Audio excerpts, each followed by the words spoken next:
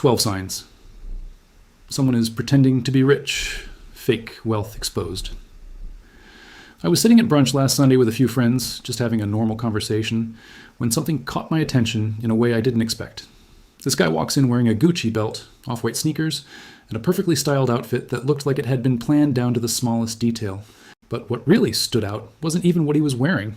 It was what he placed on the table. His BMW keys. Not casually, not absent-mindedly, but carefully positioned right next to his drink with the logo facing outward, almost like it was part of the setup. It felt intentional, like he wanted that symbol to speak before he did. At first, I didn't think much of it. You see things like that all the time. But about 30 minutes later, when the bill came, everything changed. The total was split evenly, around $62 per person, which is pretty standard for brunch in most cities. Nothing extravagant, nothing out of the ordinary. And I watched this same guy, the one projecting success so confidently, pull out his phone and start doing something that completely shattered the image he had created. He began switching between apps, checking balances, moving money between accounts, hesitating, calculating, and then finally asking if someone could Venmo him, and he'd pay them back next week. And in that moment, something clicked. I remember sitting there thinking, you drove here in a car that costs you hundreds every month, but you can't comfortably pay for a simple meal. That moment stayed with me long after brunch ended because it wasn't really about him. It was about something much bigger, something that exists everywhere once you start noticing it. That's when I realized we're not dealing with a lack of opportunity or even a true lack of income. What we're dealing with is something far more subtle and far more dangerous. It's a cultural obsession with looking successful instead of becoming successful. An entire system where people invest their time, energy, and money into maintaining an image of wealth while quietly struggling behind the scenes. And I'm not talking about being slightly short on cash. I'm talking about people with negative net worth, people living paycheck to paycheck while carrying luxury items, people who are one unexpected expense away from financial collapse, but still feel the need to project a lifestyle that suggests everything is under control. It's a performance, and it's everywhere. Today, we're going to break this down in a way that most people never do. Not to criticize others, not to shame anyone, but to give you the awareness needed to avoid falling into the same pattern. Because this isn't just about them. It's about you, your choices, and the pressure you feel every day. My name is Daniel, and I've spent years thinking about how money works beneath the surface, especially the psychology behind fake wealth, why people chase the appearance of success instead of the substance of it, and how entire industries are structured to benefit from that confusion. If you've ever felt pressure to look like you're doing better than you actually are, if you've ever stretched your finances just to keep up appearances, or if you've ever questioned whether the successful people around you are actually financially stable, then this is something you need to hear. Before we go into the signs, there's one concept you need to understand, because everything else builds on it. It's something the luxury industry depends on, but rarely explains openly. It's what I call the entry-level luxury trap. Once you recognize it, you start to see it everywhere. Luxury brands don't survive solely on ultra-wealthy clients. Yes, those customers exist, the ones who can buy expensive items without thinking twice, but there simply aren't enough of them to sustain massive global companies. So what did these brands do?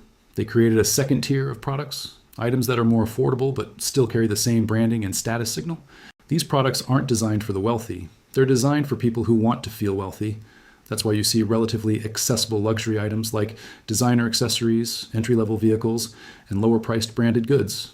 They provide the appearance of status without requiring actual financial strength. And here's the part most people miss. The individuals buying these items are often financially weaker than those choosing practical alternatives. In other words, the pursuit of status is often coming at the expense of stability, and that's not an accident. It's a strategy. Now that you understand that, let's go through the signs. The first sign is what I call the logo to income imbalance. People who have real wealth tend to be far less focused on visible branding than you might expect. They don't need to prove anything to anyone, because their financial position already provides that confidence internally. But when someone doesn't feel secure financially, they often look for external validation. They use visible symbols, logos, brands, status items, to communicate something they don't actually possess. So, when you see someone whose outward display of luxury is completely disconnected from what they likely earn, that's not a coincidence. It's a signal that the appearance matters more than the reality. The second sign is the base model illusion. This happens when someone wants the status associated with a luxury brand, but can't afford the higher quality version of that product.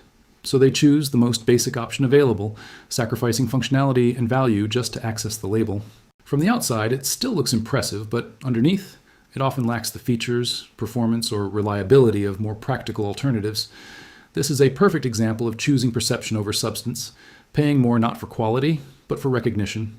The third sign is the gap between visible and invisible wealth. Visible wealth includes everything people can see: cars, clothes, vacations, and lifestyle choices. Invisible wealth includes the things that actually create long-term stability: investments, savings, assets, and financial security. Truly wealthy individuals tend to have far more invisible wealth than visible wealth. But when someone is performing success, the ratio flips. Almost everything is visible, and very little exists beneath the surface. That imbalance is one of the clearest indicators that what you're seeing isn't backed by reality. The fourth sign is the subscription lifestyle.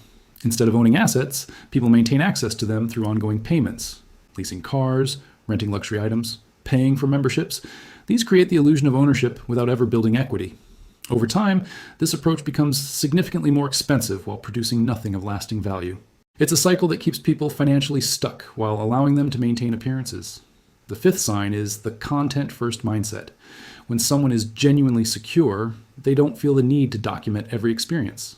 But when someone is focused on perception, every moment becomes an opportunity to create an image. Meals, trips, purchases, everything is captured and shared, not for personal enjoyment, but for external validation. The experience becomes secondary to how it is perceived. The sixth sign is selective presentation. Watch for inconsistency. If someone only displays luxury in certain settings or around certain people, that's a strong indication that the lifestyle is being managed rather than lived naturally. Real wealth is consistent because it doesn't rely on context. Fake wealth is carefully adjusted depending on the audience. The seventh sign is the financial vocabulary gap. The way someone talks about money reveals their mindset. People focused on consumption tend to talk about what they buy, where they go, and how much things cost. People focused on building wealth talk about investments, growth, and long-term strategies. The difference isn't just in knowledge, it's in priorities. The eighth sign is the absence of financial foundations. Real wealth is supported by systems that are often invisible and unexciting. Emergency funds, insurance coverage, retirement planning, and diversified investments form the backbone of financial security. When these are missing, but luxury spending is present, it indicates a lack of balance that can lead to serious consequences over time. The ninth sign is high fixed cost pressure. When a large portion of income is committed to recurring expenses, it reduces flexibility and increases vulnerability. Without financial breathing room, even small disruptions can create major stress. This is one of the most common characteristics of people who are maintaining appearances while struggling internally. The 10th sign is the contradiction between appearance and stress. Someone may look financially successful, but their behavior reveals constant anxiety around everyday expenses. This happens because their resources are tied up in maintaining an image, leaving little room for actual financial stability. It's the opposite of what wealth is supposed to provide. The 11th sign is the habit of delaying financial responsibility. People often tell themselves they'll start saving, investing, or planning later. But as their lifestyle expands, that later keeps getting pushed further away. Over time, this creates a gap between how they live and what they can actually sustain. The 12th sign is identity attachment to image. At this stage, it's no longer just about money. It becomes about self-perception. The lifestyle is no longer optional. It becomes part of who they believe they are. And once identity is tied to an image, it becomes extremely difficult to step away, even when it's financially damaging. The reality is, this isn't just about observing others. It's about recognizing the pressure that exists all around you. Social media, social circles, and cultural expectations all reinforce the idea that visible success equals real success. But that equation is flawed. Every dollar spent maintaining an image is a dollar not contributing to long-term stability. The more energy you put into looking successful, the less you have available to actually become successful. The alternative is simple, but not easy. Redefine what wealth means to you. Understand that true wealth is not about what people see, but what supports you when no one is watching. Focus on building systems that create security rather than signals that create impressions. Make decisions based on long-term value instead of short-term validation. And most importantly, separate your sense of self-worth from material indicators. Because no purchase, no brand, and no external signal will ever provide lasting confidence if it isn't supported internally. One leads to stability, growth, and freedom. The other leads to stress, dependence, and limitation. If you recognize yourself in any of these patterns, that's not something to feel ashamed of. It's an opportunity to change direction before the consequences become permanent. At the end of the day, you don't need to look wealthy. You need to build something real. And the path to doing that often requires letting go of the need to impress others along the way. Real wealth is quiet, consistent, and often invisible. But it's also what gives you options, freedom, and peace of mind. And that's something no logo can ever replace.